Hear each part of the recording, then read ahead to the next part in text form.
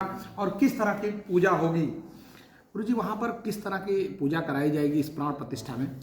कि पूजा तो जो विधि के अनुसार है, जैसे शास्त्रों में वर्णन है। कुछ शास्त्र है जिसके मूल प्राण प्रतिष्ठा के, वह है प्राण प्रतिष्ठा महोदधि, प्राण प्रतिष्ठा महार्णव, प्राण प्रतिष्ठा विधि। तो वह शास्त्रों के अनुरूप है और जो निश्चित है वही होना, अतिरिक्त कुछ नहीं होना है। हाँ, अब किस प्रकार से किस दिन क्या रहेगा, इसकी अगर जिज्ञासा है तो मैं बताना चाहूँगा कि सर्वप्रथम पत्र के अनुसार 15 तारीख को हम लोग को पहुँचना है। 16 तारीख को वहाँ पे सबसे पहले प्रायश्चित का कर्म होगा। प्रायश्चित का कर्म इसलिए होगा कि प्रत्येक कार्य की अधिकार प्राप्ति के लिए प्रायश्चित संकल्प और प्रायश्चित कर्म ये करना अनिवार्य होता है। तो अब किस बात की प्रायश्चित? तो हम लोक में रहते हैं, हमसे विविध प्रकार के दोष, वाणी दोष, कर्म दोष, विविध प्रकार के दोष हो सकते हैं। उस दोष की निवृत्ति और कर्म का अधिकार प्राप्त करने के लिए यह प्रायश्चित संकल्प होगा। दूसरे दिन से फिर प्राण प्रतिष्ठा के कार्य की तरफ अग्रसर बढ़ते जाएंगे, जो शास्त्र सम्मत विधि सम्मत है। उसमें से जो महत्वपूर्ण है वो है उस परिसर की यात्रा, जो कि जिस भी प्राण प्रतिष्ठा दो प्रकार के होते हैं, एक चल प्रतिष्ठा, एक अचल प्रतिष्ठा। चल प्रतिष्ठा वो है कि उस श्री विग्रह को हम कहीं भी यात्रा में सम्मानपूर्वक ले जा सकते हैं और उनकी अर्चना यात्रा में भी कर सकते हैं। अचल प्रतिष्ठा वो है जो कि वहीं पर रहना, फिर वो कभी वहाँ से स्थान का परिवर्तन नहीं होगा। तो यह जो प्रतिष्ठा है प्राण प्रतिष्ठा, वह अचल प्रतिष्ठा है। तो उस अचल प्रतिष्ठा फिर कहीं नहीं जाना, इसलिए वहाँ पे उस नगर का यानी उस परिसर का भ्रमण, अन्य जल यात्रा, फिर जो रामलला का जो श्री विग्रह स्थापित होने का जो गर्भगृह है, सारे कर्मकांड वहीं पे नहीं होंगे। उसके पास ही एक यज्ञ मंडप बनाया गया है, जो कि आप लोग न्यूज़ के माध्यम से और समाचार पत्र के माध्यम से देख रहे होंगे। वहाँ पे बड़े बड़े उद्भट विद्वान जो है वहाँ पे पहले से आ चुके हैं। वो लोग सब लोग जो है कुंड का निर्माण, यज्ञ वेदी का निर्माण, ये सब सारा कार्य में संलग्न है। तो 2 दिन उस यज्ञ वेदी के बाहर का कार्यक्रम होगा, यज्ञ वेदी के बाहर। फिर उसके बाद यज्ञ मंडप में प्रवेश करेंगे। यज्ञ मंडप में लगभग 2 दिन, 2.5 दिन, 3 दिन ये कार्यक्रम चलेगा। उसके पश्चात अधिवास प्रारंभ होगा। अधिवास वो होता है कि जैसे विशेष किसी वस्तु में वास करना, निवास करना। तो श्री विग्रह का अन्नाधिवास होगा, यानी श्री विग्रह संपूर्ण अन्न से आवरण कर दिए जाएंगे, वो अन्नाधिवास होगा। वह कुछ समय चलेगा। उसके पश्चात जलाधिवास, यानी बड़े पात्र में जल, संपूर्ण तीर्थों का जल भर के उसमें देवताओं का आवाहन करके उसमें श्री विग्रह को स्थापित करके वो जलाधिवास कहलाता है।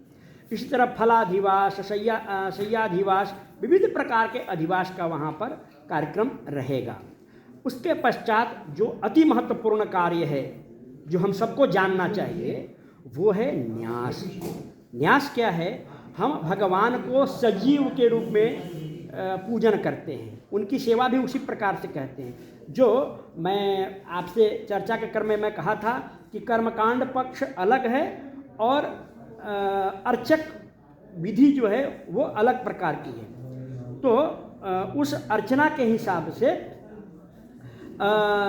जो विग्रह में नख से लेकर शिखा तक संपूर्ण में अलग अलग तत्व आ जाए, प्राण आ जाए, वह शक्ति आ जाए। तो कैसे आएगा?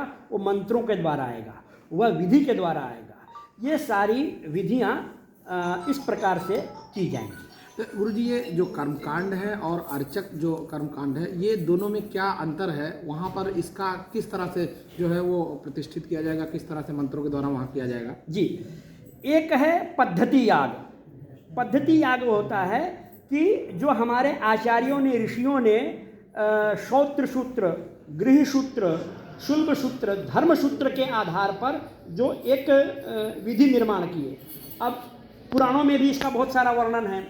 हम सब जानते हैं कि कोई भी पूजा होता तो हम कहते ओम अपवित्रः पवित्रो वा सर्वावस्थांगतो विवा यः स्मरेत् पुंडरीकाक्षं सबाह्याभ्यंतरः शुचि। तो इस मंत्र का अर्थ है कि मैं पवित्र हूँ या अपवित्र हूँ, किसी भी अवस्था में हूँ, हे पुंडरीकाक्ष मुझे अंदर से और बाहर से आप शुद्ध करें। ये मंत्र कहाँ का है? यह जो श्लोक है यह गरुड़ पुराण का है। अब आपको आश्चर्य होगा कि हर पुण्य कार्य में, हर अच्छे कार्य में इस मंत्र के बिना कर्म का प्रारंभ ही नहीं हो सकता, और गरुड़ पुराण में है। और गरुड़ पुराण हमारे समाज में तो उसको बहुत हेय दृष्टि से मानते हैं। गुरुजी, एक सबसे बड़ी बात है कि इस पावन कार्य में इस जो है सबसे बड़ा जो रामलला का जो प्राण प्रतिष्ठा हो रहा है उसमें आपको आमंत्रण मिला और वो पूजा कराने के लिए 9 आचार्यों में आप हैं। सबसे बड़ी बात है इसमें, एक तो लखनऊ विश्वविद्यालय, और आप कैसा महसूस कर रहे हैं और वहाँ पर उस दिन का मेन काम क्या होगा? देखिए, ये तो हमारे लखनऊ विश्वविद्यालय के वर्तमान में जो हमारे विभागाध्यक्ष हैं आचार्य प्रोफेसर अरविंद अवस्थी महोदय, हमारे यशस्वी कुलपति प्रोफेसर आचार्य आलोक कुमार राय महोदय, इनकी कृपा है कि यह हमारे जाने की अनुमति दिए, और वहाँ पे जो कार्य होना है उस कार्य में जो अधिवास है, जो न्यास है, वह उस कार्य में विशेष रूप से हमारा योगदान, और वहाँ प्रत्येक कार्य कोई भी न छोटा है न बड़ा है, कारण कि जो हम काम कर रहे हैं वह कार्य उस प्राण प्रतिष्ठा के लिए कर रहे हैं। तो उसका कार्य एक जल उठाने से लेकर और वहाँ सफाई करने तक का वो जो दायित्व है वो हम सबका है, उसमें से एक हम भी हैं। तो कोई भी कार्य बड़ा नहीं है, कोई भी कार्य छोटा नहीं है, और सभी कार्य सभी आचार्यों के सहयोग से, श्रम से, ज्ञान से, अनुभव से और गुरुओं के आशीर्वाद से संपन्न होना है। गुरुजी, इतने दिन से ये रामलला का कार्य चल रहा है, मंदिर की बात चल रही थी, हम लोग बहुत छोटे थे तब से अयोध्या के बारे में इतनी चर्चा, इतना आपने कभी जीवन में ऐसा सोचा था कि उस प्राण प्रतिष्ठा में मुझे शामिल होने का अवसर मिलेगा, या ऐसा कुछ सोचा था?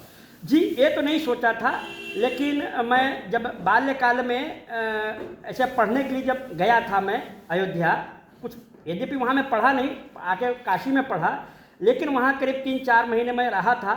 उसमें छोटे छोटे आंदोलन चल रहे थे।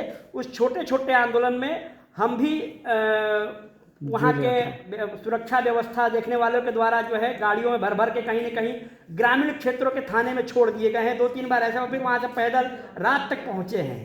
तो तब तो था, और वहाँ जो हमारे ज्येष्ठ लोग होते थे वो कहते थे कि भैया ये सब जन्मभूमि के काम के लिए तुम्हारा सौभाग्य है।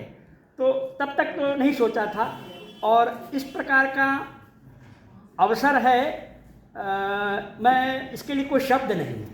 लखनऊ के लिए कितना इम्पोर्टेंट है? और लखनऊ के लिए तो मैं क्या बताऊं, आप लोग तो इतने विद्वान हैं, और सब हमारा तो संबंध विश्वविद्यालय छात्रों और अध्यापकों के बीच में ही है।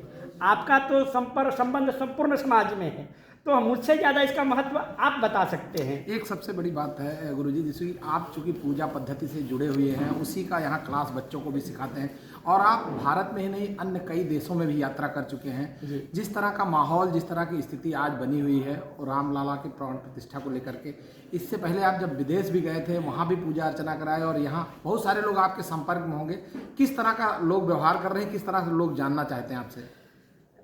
ये मेरा परम सौभाग्य है कि मैं जिस कुल में, इसको थोड़ा सा दूसरे भाव से देखिएगा, मैं तिवारी हूँ तो निश्चित रूप ब्राह्मण कुल से हूँ। तो हम लोगों का बचपन से, जब यज्ञोपवीत भी नहीं हुआ था, तो बूढ़ी माताएं और अन्य लोग ना बुला के ए बालक इधर आओ, और पैर छूते थे। और कोई भी गलत करने पर ना हर गांव वाला, हर कोई हमारे परिवार को है, तुम्हारी पूजा होती है, तुम्हें एक गलत काम नहीं करना है, तुम्हें इस प्रकार से रहना है, सभी बच्चों के साथ नहीं खेलना है, या कुछ कभी बालक हैं कुछ भी गलती कर गए, कुत्ते को स्पर्श कर लिया या किसी को दौड़ा लिए, तो बोला नहीं, ये तुम्हें नहीं करना है। तो ये संस्कार तो बचपन से तो मेरा पूर्वजों का और ऋषियों का आशीर्वाद है, जिसके कारण से पला बढ़ा। ये जो आप प्रश्न कर रहे हैं वास्तव मेरे लिए बड़ा आनंद का विषय है, और इसके कारण से ही समाज में मेरी प्रतिष्ठा है, या समाज में इतनी ख्याति, या जो लोग भी जानते हैं इसे शास्त्र के कारण से जानते हैं। श्यामलेश को कौन जानता है? तो ये गुरुओं की और शास्त्रों की ही कृपा है। और जहाँ तक विदेश की बात है तो मैं जहाँ भी गया हूँ बड़े हाथ, मैं एक छोटा सा उदाहरण बताना चाहता हूँ। हम 150 लोगों का अनुभव बताना चाहता हूँ। जापान की बात आपके इसलिए, जब हम गए थे तो हम लोग को प्रॉपर एयरपोर्ट पे चेक किया गया था। जब हम लौटे थे केवल हाथ जोड़कर वो अंदर हम लोग को बाहर एयरपोर्ट के अंदर ले लिए थे, कोई जांच नहीं हुआ था। क्योंकि जिस कार्य के लिए गए थे, जिस रूप को उन्होंने वहाँ पे पढ़ा समझा, तो ये कहा कि ये सामान्य लोग नहीं हैं, ये असामान्य हैं। इसलिए वहाँ पर एयरपोर्ट पे 150 में से एक व्यक्ति का भी कोई सर्च या चेकिंग कुछ नहीं हुआ। ये हम लोग के लिए, भारत के लिए, हम लोग के लिए मतलब गर्व ही नहीं, इससे ऊपर कुछ हो सकता है, यह विषय है। बस एक अंतिम सवाल गुरुजी कि वहाँ कितने दिन के लिए आपको बुलाया जा रहा है और कब वहाँ पर आप जाएंगे, और फिर वहाँ से वापसी कब है पूजा के बाद? जी, 15 को हम यहाँ को 15 को जाएंगे, 16 से लेकर 23 तक रहेंगे। 23 की रात्रि काल हम पुनः वापस यहाँ आ जाएंगे। 22 का अंतिम कार्यक्रम है, परंतु वह जो यज्ञ वेदी और इत्यादि जो वहाँ पे स्थापित देव आवाहन किए गए हैं उनका विसर्जन करना भी, उनको उनके स्थान पर भेजना भी हम लोग का दायित्व है, नैतिक दायित्व है, शास्त्र का दायित्व है।